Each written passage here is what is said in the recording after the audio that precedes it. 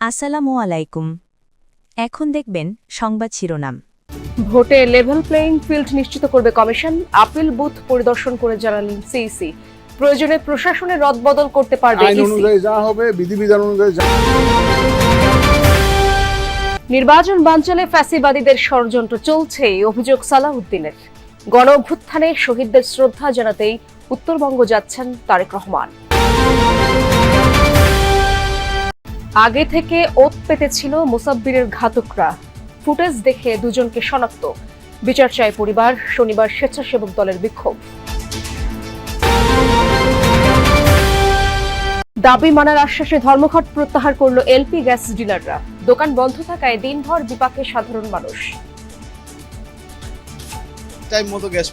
এতক্ষণ দেখছিলেন সংবাদ শিরোনাম, এখন দেখবেন বিস্তারিত।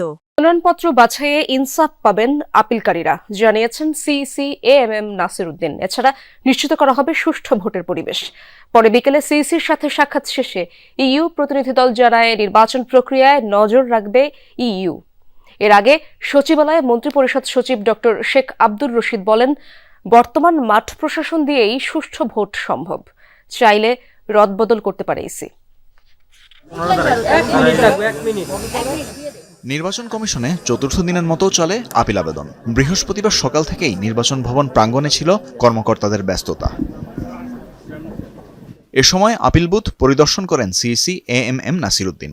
জানান, রিটার্নিং কর্মকর্তা যে সিদ্ধান্তই দিক, ন্যায় বিচার নিশ্চিত করা হবে। আমরা ইনসাফ করবো ইনশাল্লাহ। দেখবেন যে আমাদের হিয়ারিং হওয়ার পরে দেখবেন আপনারা যে আইন অনুযায়ী যা হবে, বিধিবিধান অনুযায়ী যা হবে, আমরা সেই ধরনের সিদ্ধান্ত দিব।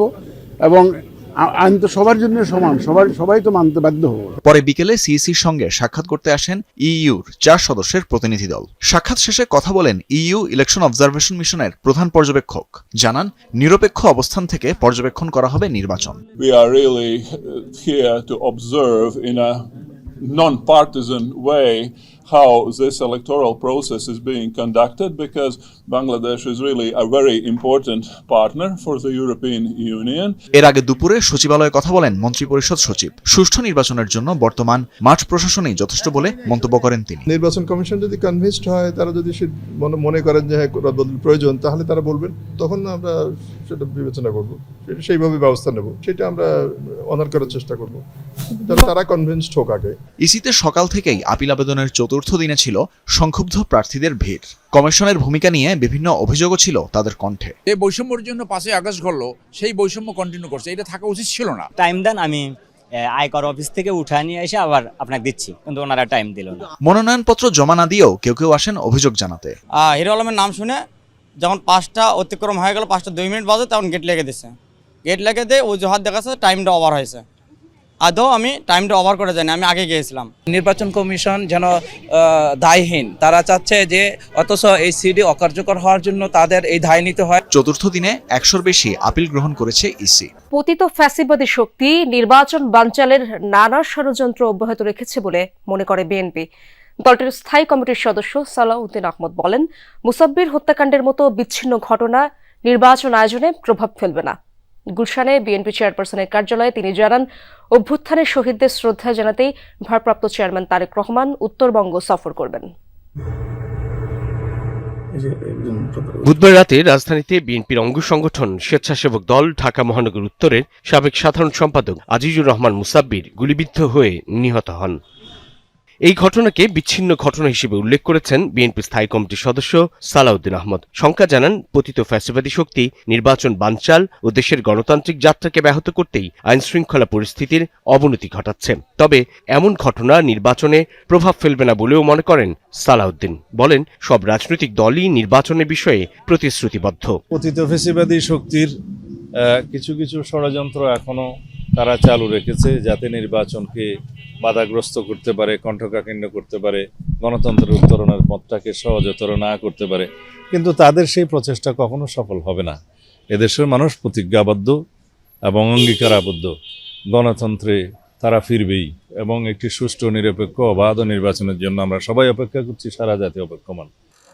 গুলশানে বিএনপি চেয়ারপারসনের কার্যালয়ের সামনে সাংবাদিকদের মুখোমুখি হন বিএনপির এই নেতা। বলেন, নির্বাচনের লেভেল প্লেইং ফিল্ড নিয়ে কারো অভিযোগ থাকলে ইসিকে জানাতে পারে। অভ্যুত্থানের শহীদদের আমরা ধারণ করি এবং আমাদের সেই চেতনাকে ঊর্ধ্বে তুলে ধরতে হবে। তার জন্যই তার যাওয়া। এখানে নির্বাচন আচরণবিধির কোনো বিষয় নেই, এই দৃষ্টিকোণ থেকে আমরা দেখি এবং সবাইকে অনুরোধ করব যেন 2024-এর ছাত্র গণ অভ্যুত্থানের মর্যাদাকে আমরা প্রশ্নবিদ্ধ না করি। ভোটের লড়াইয়ে প্রার্থী চূড়ান্ত হলেও কিছু আসনে রয়েছে বিএনপির বিদ্রোহী প্রার্থী। অথচ দীর্ঘদিনের যুগপৎ আন্দোলনের সঙ্গীদের সাথে সমঝোতা হয়েছে এসব এলাকায়। তবে আলোচনার মাধ্যমে সংকট সমাধানে আশাবাদী দলটি। আমরা অনেককেই, আমাদের অনেক যোগ্য প্রার্থীকে আমরা বলতে গেলে বঞ্চিত করেছি। সুতরাং তাদের মনোব্যথা আছে, তাদেরকে আমরা কিছু কিছু ক্ষেত্রে সাংগঠনিক ব্যবস্থা নিয়েছি, আর কিছু কিছু ক্ষেত্রে তাদেরকে আমরা বুঝিয়ে শান্ত করার চেষ্টা করব। আশা করি সেটা মীমাংসা হবে। নির্বাচনী বিষয়ে রাজনৈতিক দলগুলোর ঐক্যের উপর জোর দেন বিএনপির এই নেতা। তার মতে শেষ পর্যন্ত সফলভাবে অনুষ্ঠিত হবে ত্রয়োদশ সংসদ নির্বাচন। রাজনৈতিক দলগুলোর আন্তরিকতায় আমরা সেই নির্বাচনী বৈতরণী খুব সহজভাবে পার করতে পারবো। শুটাররা আগে থেকে ওত পেতেছিল। সুযোগ বুঝে স্বেচ্ছাসেবক দল নেতা মোসাব্বিরকে এলোপাতাড়ি গুলি করে পালিয়ে যায় তারা। সন্দেহভাজন দুজনকে শনাক্তের চেষ্টা করছে পুলিশ। কারওয়ান বাজারে চাঁদা তোলা নিয়ে কারোর সাথে দ্বন্দ্ব ছিল এমন তথ্যের উপর হত্যার মোটিভ কিনা এ নিয়ে তদন্ত চলছে। বিস্তারিত রাব্বি সিদ্দিকীর রিপোর্টে।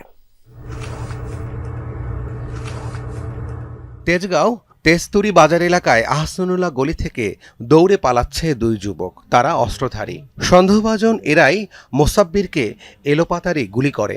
সিসি ফুটেজে দেখা যায় সন্দেহভাজন দুজন ঘটনার পরপরই এই যে তেস্তুরি বাজারের গলি, এই গলি দিয়ে তারা বেরিয়ে যায়। একজন যায় কারওয়ান বাজারের ওই পাশটায়, আরেকজনকে দেখা যায় যে ফার্ম গেটের এই দিকটাতে পালাতে। পুলিশের ধারণা এই দুজনই মোসাব্বিরকে হত্যা করেছে। সিসি ফুটেজে যাদের দেখা যাচ্ছে তারা নাকি সেদিন বিকেল থেকে ওই গলিতেই ঘোরাফেরা করছিল বলে জানায় এলাকাবাসী।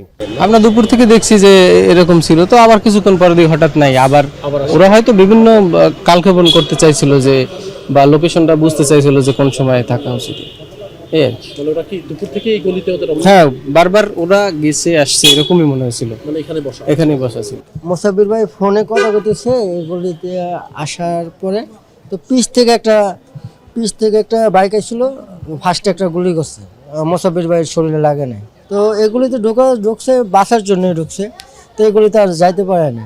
পরে এগুলি থেকে বের হয়ে মানে মেন রাস্তা দিয়ে দৌড় দিব। সেকেন্ডের ভিতরে বাইক আয় করছে, মানে এই সামনে দিয়ে আসার পরে বাইকটা থামানোর সাথে সাথে 4টা গুলি করছে ঢুকে।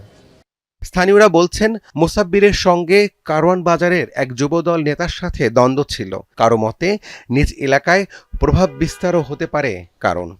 পাশে গেটের সামনে দৌড় দেয়, হঠাৎ করে পড়ে গেছে। পড়ে যাওয়ার পরে অনেকে আইসে দৌড়াদৌড়ি করে পরে একটা